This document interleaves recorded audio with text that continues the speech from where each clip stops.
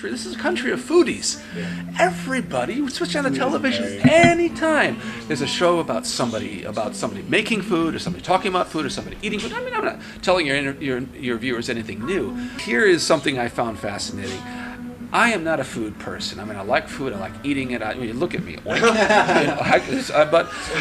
I enjoy the art of eating and the art of preparation, but not really talking about it. I mean, we come from a culture which doesn't really talk much about how to eat food and what it tastes like.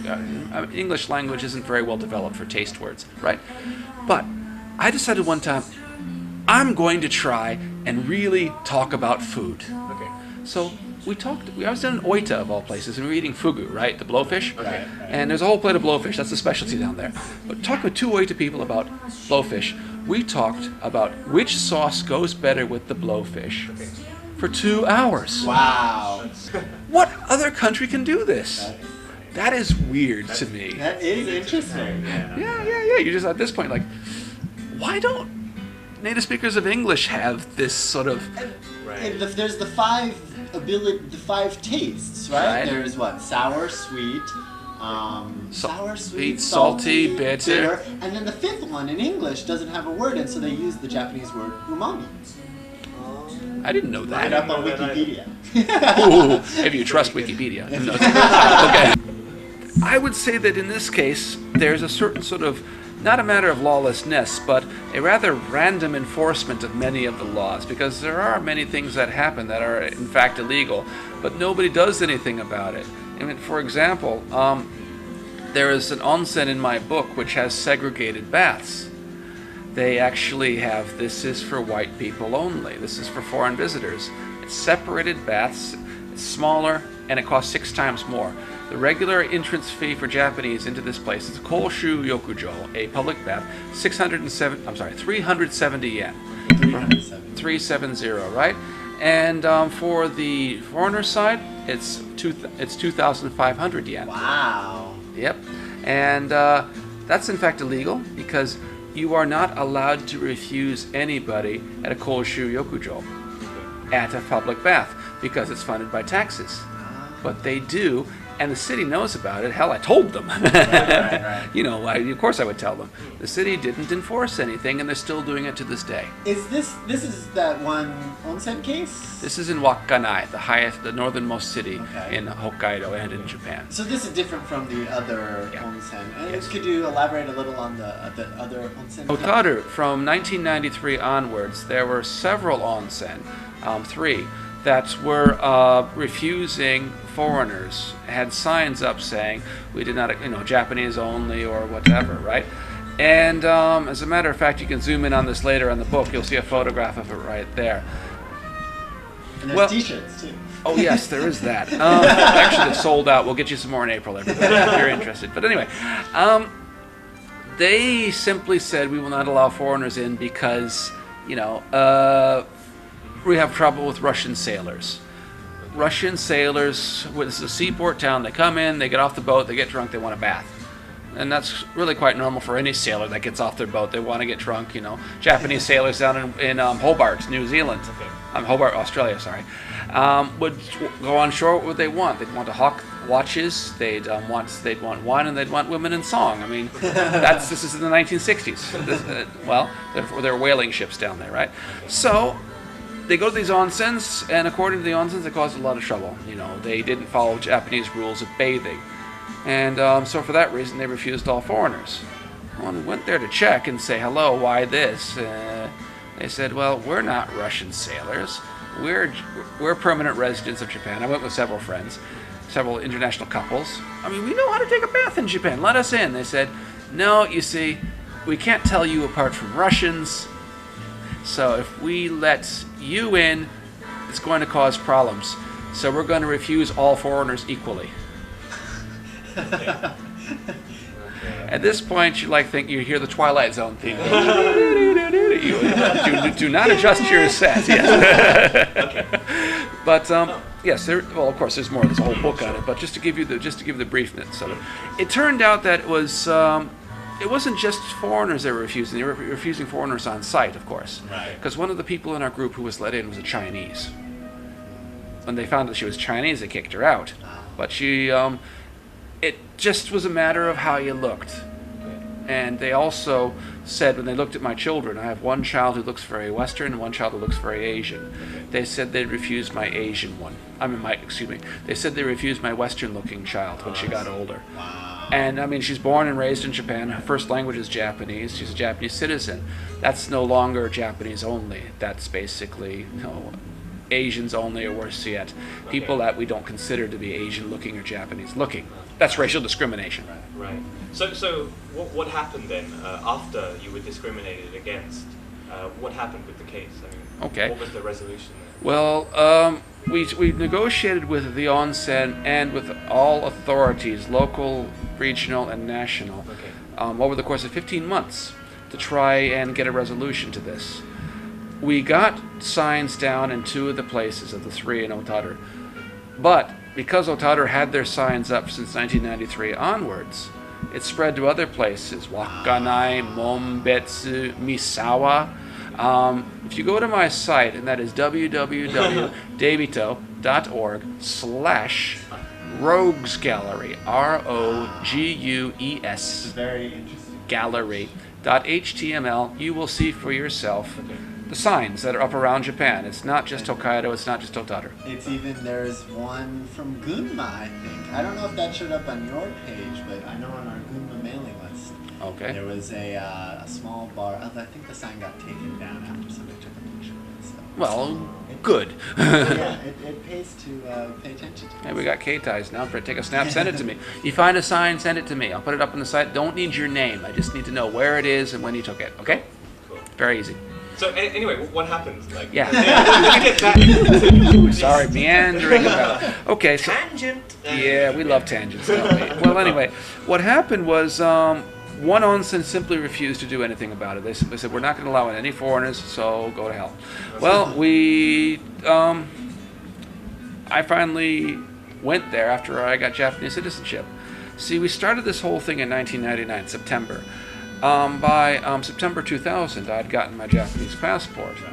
And this, by the way, as I said, has nothing to do with the Onsen case. I applied before this all happened. Well, they said, sorry, we're still not going to let you in, even though I showed them proof. I had my driver's license with me, and it has up there. It has my as you can see right there. It has my koseki on it right there. Right, as my address. That's proof that I'm a Japanese citizen. Well, they said, we're still not going to let you in because it will cause misunderstandings. They said that, look, you go in there, you're a white boy. Yeah, sorry. And, but if we let you in, people are going to look at you and think that we let in a foreigner. So to avoid misunderstandings on our customer's part, bog off. Well, so I said, okay, thanks very much, and we saw them in court. And we won. Okay. In 2001, we filed suit. In 2002, we got our first decision. We won against the Onsen. We lost against the city of Otaru, which we also sued because they did nothing about this. Okay. Then they appealed and we appealed. Second decision, High Court, 2004. The Onsen was still ruled against, and the city was still let off the hook. 2005, it went to the Supreme Court, and the Supreme Court said, sorry, not a constitutional issue, log off. It's all in my book. Interesting. Mhm. Please read the book. Please. Next, okay, Yes. next question. Why did you decide to take on Japanese citizenship? The first question people say is like, did you do this because you wanted to cause trouble or get into an onsen or spite people? And the answer is no. I decided to take out citizenship when I bought a house. I've got a 30-year mortgage on my house, which means I can't go anywhere. And, well, I wouldn't want to be honest with you. I like it here. I'm perfectly comfortable in the language. I have wife, 2 kids. I live here just like anybody else, paying taxes and, contributing to Japanese society as a university professor. So if I'm going to live here like any other Japanese, then why not be one? To me, it's all... People say, well, what about you're American? Well, yeah, I gave that up. Well, doesn't that, make you have hair grow out of your palms or something? It's like, no. I have been called a traitor because I gave up my American passport. But, those are pretty militant people. Right. I just said, look, my identity and my citizenship are two different things. If I was living in Peru or Zimbabwe or in Italy, wouldn't matter. If I'm somewhere permanently, I might as well be a citizen. Right. It's like in America, they often encourage the people who have been longtime residents to become citizens. So Yes. why not in Japan as well? Well, because the argument that goes against it that I hear is, I was born in the country that millions of people want to become citizens of. Why the blazes would I ever give it up? And I simply say back to them, Japan has an equally, if not in some ways, higher standard of living than in the States. To me, it's perfectly reasonable to stay here permanently, and millions do. Okay, sure. So you work at a university, That's right? How do your work colleagues, especially your boss, how do they feel about your social activism? Do you feel any antipathy from your work colleagues based on your activism? How do they feel? Well, I have not received any negative feedback from any of my colleagues, believe it or not. I think I count myself very lucky in this regard because, for one thing, I'm not really. I got my own office. They're not sitting next to my bucho, who's sitting there picking his teeth after lunch and saying, "Nango yatten janai," and he's like, making social conversation about this sort of thing. No. Most of the time, I'm basically left alone. Okay. As long as I do my work, as long as I'm doing, get my grades in on time, I go to all of my classes, I meet with my students, I take care of my clerical duties, I'm really left alone. I mean, I'm not in a contracted position. I'm in a tenured position like any other Japanese academic. Lucky for me, thank you very much. But because of that, I can do basically what I like as long as I fulfill all my day job obligations.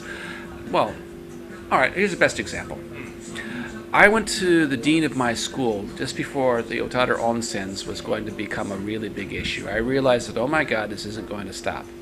This is going to keep going on and on and on. And I said, is this going to affect my workplace? So I said, all right. Well, do you think this activism is going to affect your schoolwork? He said. I said, of course not. He says, all right, you're not doing anything illegal. And as long as you don't mention the school's name, then we don't mind. How enlightened, I thought. Right. Gosh, what I must have really either had a really hard life in my previous life or there's some sort of karmic balance here. But do you do it, how do you make that website? Okay, simple WYSIWYG. What you see is what you get. There it is in TEDOP. Yes, okay. What you see is what you get, otherwise known as WYSIWYG. I'm not very geeky. I'm not very good with computers, except I know how to put in meta tags. I know how to create a website. I know how to create a web page. It's very easy. Take a bit of software, channel it in. So that's all written. You're not using PHP or CGI or anything. Nope. It's all just written and you maintain Cut, it all. paste, throw in a graphic here and there. Use a template. It's all by hand. It's handcrafted site because I can't do any better. It's an amazing site. For those of you who haven't seen it, please visit the site. www.debito. Debito. Debito. Okay. Dot. Thank you. ORG. Excellent. Excellent website. Please check it out. Thank you very good much. Information on it. Yeah. Okay. Very good. Okay. So okay. Oh, and it has English and Japanese, right? Yes. So all of our viewers can check that out. 皆さん日本語を読める方どうぞご覧になっていただければと思います。よろしくお願いします。Great.